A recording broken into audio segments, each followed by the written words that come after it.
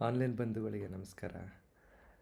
ಕನ್ನಡದ ಸರ್ವಕಾಲದ ಶ್ರೇಷ್ಠ ಕೃತಿಗಳಲ್ಲೊಂದು S L ಭೈರಪ್ಪನವರ ಪರ್ವ.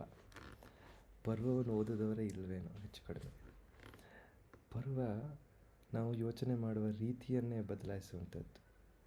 ಅಂಥ ಮಹಾನ್ ಕೃತಿಯನ್ನು ಓದಿದ ಮೇಲೆ ನನಗೆ ಹೊಳೆದ ಕೆಲವು ಸಾಲುಗಳಲ್ಲಿ ಒಂದು ಗಾಂಧಾರಿ. ಓದ್ತೇನೆ, ಕೇಳಿಸ್ಕೊಳ್ಳಿ. ಗಾಂಧಾರಿ, ನೀನೇಕೆ ಕುರುಡಾಗಿ ಹೋದೆ? ಕುರುಡು ಗಂಡನ ಬಾಳ್ಗೆ ಬೆಳಕಾಗುವ ಬದಲು. ಪತಿಯೆಡೆಗಿನ ಕುರುಡು ಭಕ್ತಿಯೋ ನಿನದು? ಪತಿರತೆಯು ನೀನೆನಿಸು ಹುಚ್ಚು ಹಂಬಲವು. ಸಂಪ್ರದಾಯದ ಹೆಸರಲ್ಲಿ ಶೋಷಿತಳು ನೀನು, ಧರ್ಮದ ಎದುರಲ್ಲಿ ಸೋತ ಅಮಾಯಕಳು ನೀನು. ಇಷ್ಟವಿಲ್ಲದ ಗಂಡನ ಕಟ್ಟಿದ ಸಿಟ್ಟು, ಪುರುಷ ಜಗಕ್ಕೊಂದು ಮೌನ ಧಿಕ್ಕಾರ ನಿನದು.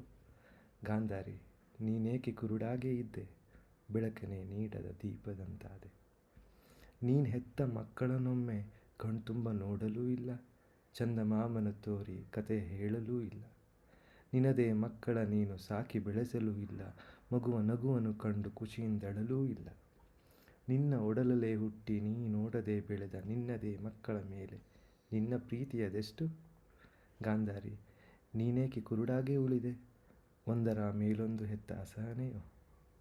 ನಡೆದೆಲ್ಲ ನಾಟಕದ ಕುರುಡು ಸಾಕ್ಷಿಯು ನೀನು, ಕಣ್ಣಿದ್ದು ಕುರುಡಾದ ಕಲ್ಲು ಹೃದಯಿ. ಸುಮ್ಮನಾದರೂ ಸತ್ತ ನಿನ್ನ ಕುಡಿಗಳನ್ನೊಮ್ಮೆ ನೋಡಬಾರದಿತ್ತೇ ನೀನು ಮರೆಯಲ್ಲಾದರೂ ನಿಂತು? ಸಾವ ಮನೆಗೆ ಹೊರಟ 100 ಮಕ್ಕಳನ್ನೆಲ್ಲ ತಡೆಯಬಾರದಿತ್ತೇ ನೀ ಕಣ್ಣೀರ ಹರಸಿ? ಗಾಂಧಾರಿ, ನೀನೇಕೆ ಕುರುಡಾಗಿ ಹೋದೆ?